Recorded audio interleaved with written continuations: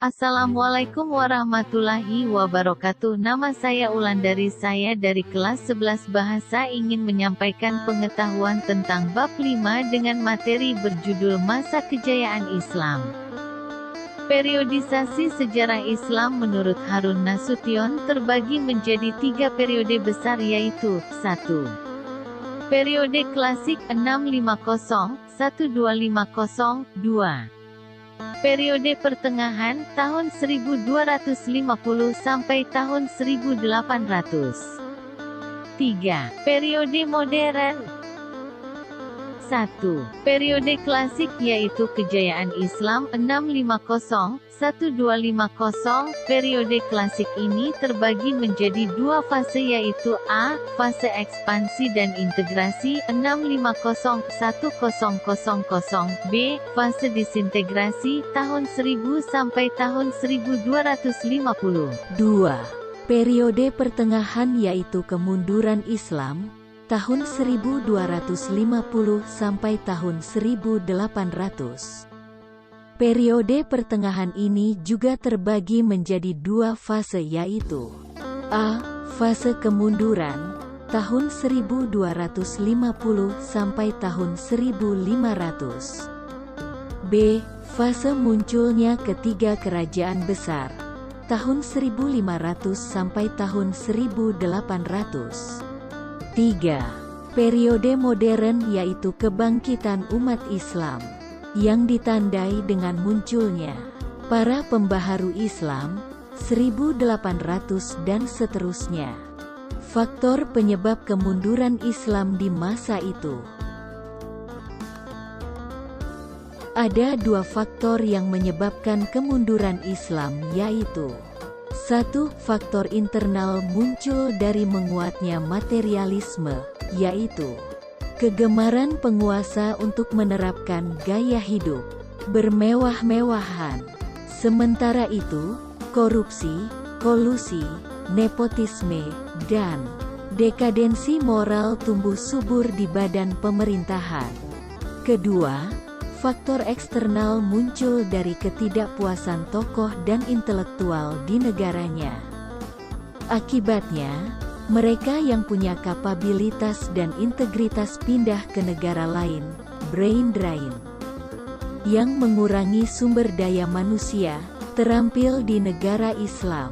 Akibatnya, orang-orang yang mengisi posisi pemerintahan bukanlah orang yang kapabel, yang menyebabkan menurunnya produktivitas. Jangka panjangnya, pengembangan sistem politik dan pengetahuan juga turut menurun. Nama-nama tokoh Islam dan ilmu yang ditekuninya. 1. Ilmu filsafat. A. Al-Kindi. B. Al-Farabi. C. Ibnu Majah. D. Ibnu Tufail. E. Ibnu Sina. F. Al-Ghazali. G. Ibnu Rushd. 2. Bidang kedokteran. A. Jabir bin Hayyan. B. Hurain bin Ishaq. C. Tabib bin Qurra. D. Ar-Razi. 3. Bidang matematika. A. Umar Al-Faruhan. B. Al-Hawarizmi. 4. Bidang astronomi. A. Al-Farazi. B. Al-Ghattani. C. Abul Wafa. D. Al-Fargoni. 5. Bidang seni ukir. A. Badr dan Tarif. 6. Ilmu tafsir. A. Ibnu Jarir At-Tabari. B. Ibnu Atiyah Al-Andalusi. C. As-Suda, Muqatil bin Sulaiman. D. Muhammad bin Ishaq. 7. Ilmu hadis. A. Imam Bukhari. B. Imam Muslim. C. Ibnu Majah. D. Abu Daud. E. At-Tirmizi. Apa peninggalan di masa itu? 1. Masjid. Bangunan masjid di Indonesia pada masa perkembangan Islam memiliki bentuk yang unik, di mana atapnya selalu bersusun tumpang. Semakin ke atas, ukurannya semakin kecil dan jumlah atapnya biasanya ganjil. 2. Makam. dapat dijumpai dalam bentuk makam para tokoh Muslim.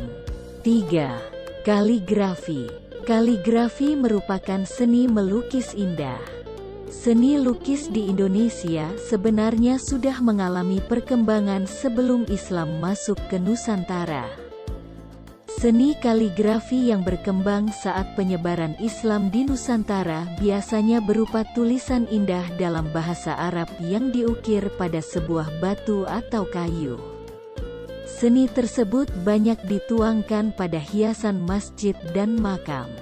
4. Suluk. Suluk adalah karya sastra berupa kitab-kitab dan isinya menjelaskan soal tasawuf. Kitab-kitab suluk merupakan karya sastra Islam tertua di Indonesia. 5. Syair. Syair adalah karya sastra berupa sajak-sajak yang dalam satu bait terdiri dari 4 baris, dan tiap barisnya berakhir dengan bunyi yang sama. 6. Hikayat. Hikayat adalah karya sastra yang berisi cerita sejarah ataupun dongeng. 7. Babat.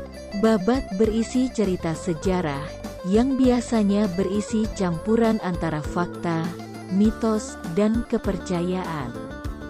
Hikmah yang dapat kita petik ialah: 1. Menuntut ilmu seluas mungkin agar mengetahui informasi-informasi yang berkembang baik yang sudah lampau maupun yang akan datang. Hal ini bisa diperoleh dengan terus-menerus semangat dalam menuntut ilmu. 2. Mempelajari bahasa-bahasa asing dan menerjemahkan buku-buku berbahasa asing. 3. Melakukan penelitian tentang berbagai macam permasalahan yang ada di lingkungan kita. Dengan meneliti, permasalahan dapat diketahui penyebab dan penyelesaiannya. 4. Memberikan pengetahuan yang dimiliki kepada orang lain yang belum mengetahui. 5. Kreatif dan tekun dalam menggali ilmu pengetahuan agar mengetahui apa yang tersembunyi dan menghasilkan apa yang diinginkan. Sekian materi dari saya, kurang lebih saya mohon maaf. Wabillahi taufiq wal hidayah. Wassalamualaikum warahmatullahi wabarakatuh.